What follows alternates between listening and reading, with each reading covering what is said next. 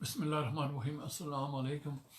آیت نمبر جو ہے وہ 35۔ اور اگر خوف کرو تم ناچاکی کا، ان کے درمیان تو مقرر کرو ایک بینچ مرد کے کنبے سے، ایک بینچ عورت کے کنبے سے، اور وہ دونوں بینچ ارادہ کریں گے صلح کرنے کا تو موافقت پیدا کر دے گا اللہ تعالیٰ میاں بیوی کے درمیان، بے شک اللہ تعالیٰ سب کچھ جاننے والا، ہر بات سے خبردار ہے۔ یہاں پہ جو ہے وہ بات اللہ تعالیٰ کہہ رہے ہیں کہ اگر آپ میں کسی وجہ سے ناچاکی ہو تو پھر بینچ عورت کی طرف سے اور ایک مرد کی طرف سے جو اللہ کی رضا کے لیے ان دونوں میں جو ہے وہ صلح کرانے کا ارادہ رکھتے ہوں تو وہ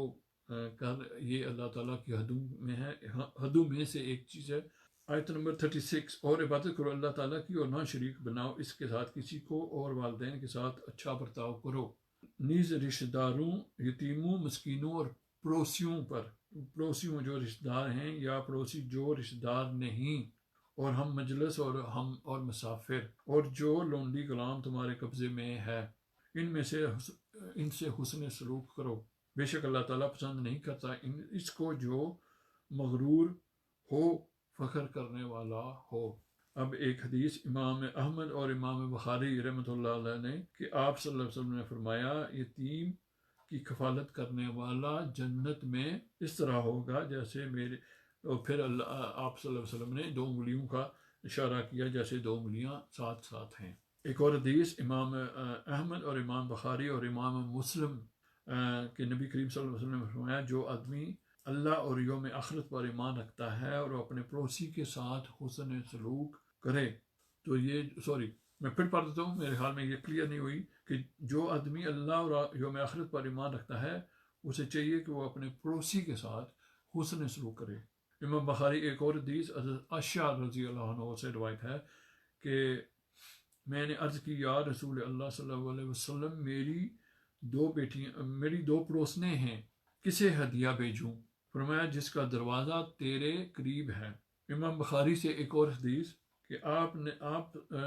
سے پڑوسی کے بارے میں پوچھا گیا تو آپ نے فرمایا، 40 گھر آگے، 40 گھر پیچھے، 40 گھر دائیں طرف، 40 گھر بائیں طرف۔ آیت نمبر 38 اور 39۔ اور جو خود بھی بخل کرتے ہیں اور حکم دیتے ہیں لوگوں کو بھی بخل کرنے کا، اور چھپاتے ہیں جو عطا فرمایا ہے اللہ تعالیٰ نے اپنے فضل و کرم سے، اور تیار کر رکھا ہے ہم نے کافروں کے لیے ذلیل کرنے والا عذاب۔ اور وہ لوگ جو خرچ کرتے ہیں اپنا مال لوگوں کو دکھانے کے لیے اور نہیں ایمان رکھتے اللہ اور نہ کہ روز قیامت پر، اور وہ بدقسمت ہو جائیں شیطان کا، جس کا ساتھی ہے بس وہ برا ساتھی ہے، اور کیا نقصان ہوتا ان کا اگر ایمان لاتے اللہ پر اور وہ آخرت پر، اور خرچ کرتے اس سے جو دیا اللہ تعالیٰ نے، اور اللہ تعالیٰ ان سے خوب واقف ہے۔ یہ جو آیت ہے اس کے بارے میں کہا گیا ہے کہ یہ جو اہل کتاب ہیں ان کے بارے میں ہے کہ وہ اللہ تعالیٰ کا ان پر جو حق تھا انہوں نے اس سے بخل کی۔ آپ صلی اللہ علیہ وسلم کی جو ان کی کتابوں میں ذکر توریت اور انجیل میں پاتے تھے، لیکن وہ انہوں نے بخل کیا، ظاہر نہیں کیا، اور پھر جو ہے وہ اللہ تعالیٰ کہہ رہے ہیں کہ کیا نقصان ہوتا ان کا اگر ایمان لاتے اللہ اور آخرت پر اور خرچ کرتے اس سے جو ہم نے ان کو دیا۔ جو سچائی تھی، اللہ تعالیٰ کہہ رہے ہیں کہ جو سچائی تھی ان کو پتہ تھی، ان کی کتابوں میں تھی، لیکن اس سے انہوں نے بخل کیا، اور بجائے یہ کہ وہ میرے اور میرے نبی پر ایمان لاتے، وہ اپنے ہی غرور میں اور تکبر میں رہے۔ آیت نمبر 40۔ بے شک اللہ تعالیٰ ظلم نہیں کرتا ذرا برابر بھی، بلکہ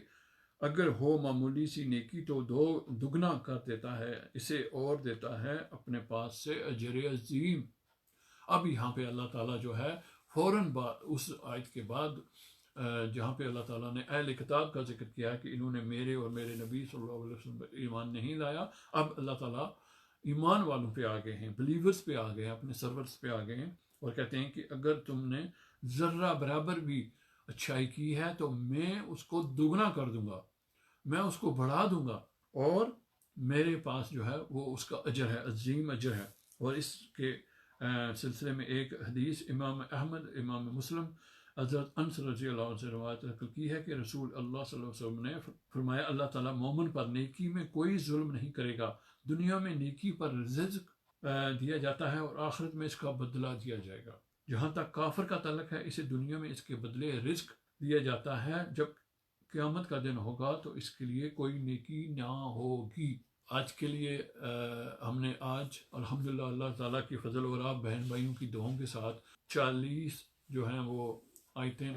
کر لی ہیں، اور مجھے اپنی دعاؤں میں یاد رکھنا۔ انشاءاللہ اللہ تعالیٰ کے فضل سے، اس کی رحمت سے کل پھر انشاءاللہ ملاقات ہوگی۔ اپنی دعاؤں میں سب کو اس مہینے میں اللہ تعالیٰ ہمیں اس مہینے کے جو برکات ہیں، جو اس فضل سے اللہ تعالیٰ کا جو رحمتیں ہیں سمیٹنے کی توفیق دے، اور جو باقی اللہ تعالیٰ کی دنیا کے کہیں بھی جو مسلمان ہیں، کہیں بھی کسی بھی پریشانی میں ہیں، اللہ تعالیٰ ہم سب کو ان کے لیے سوچ و بچار کرنے کی توفیق دے۔ جب بھی دعا کریں تو سب کو یاد کریں، جو بھی جہاں ہیں، جو بھی مجبوریوں میں، جو بھی تکلیفوں میں ہیں، جو بھی کسی پریشانی میں ہیں، جو کسی نیک خواہشات کا سوچ میں ہیں، اور جو ہماری جو رکاوٹیں ہیں، اللہ تعالیٰ ہم سب کی رکاوٹیں جو کسی کی لحاظ سے بھی ہیں، چاہے وہ بچوں کے لحاظ سے ہیں، چاہے وہ بڑوں کے لحاظ سے ہیں، جو بھی ہیں، اللہ تعالیٰ ہمارے لیے آسانیاں پیدا فرمائے، اور اللہ تعالیٰ ہمیں اپنے امان میں رکھے، اپنے پیدا کردہ شروں سے، اور اس جو ماحول بنا ہوا ہے اللہ تعالیٰ ہمیں سب کو، ہمارے بڑوں کو، ہمارے چھوٹوں کو، ہمارے مردوں کو، ہمارے عورتوں کو اللہ تعالیٰ محفوظ فرمائے۔ جو ہم میں سے جا چکے ہیں اللہ تعالیٰ ان کی قبروں کو کشادہ فرمائے، اور جو ہم ہیں اور جو ہم میں سے ہماری نسلوں میں سے آنے والے ہیں قیامت کے دن تک، اللہ تعالیٰ ہم ان سب کو اپنے امان میں رکھے، ہماری نسلوں میں سے اپنا نام لیوا رکھے، ہمارے جو اچھائیاں ہیں ان کا اثر جو ہے وہ اللہ تعالیٰ اپنے فضل سے ہماری نسلوں میں رکھے، اور ہماری کمزوریاں ہیں، جو کوتاہیاں ہیں، اللہ تعالیٰ ان کا اپنے فضل سے اس کو دھو دے، اور ہماری آنے والی نسل میں ان کا اثر اللہ تعالیٰ اپنے فضل سے نہ رکھے۔ آمین آمین ثم آمین۔ السلام علیکم ورحمۃ اللہ وبرکاتہ۔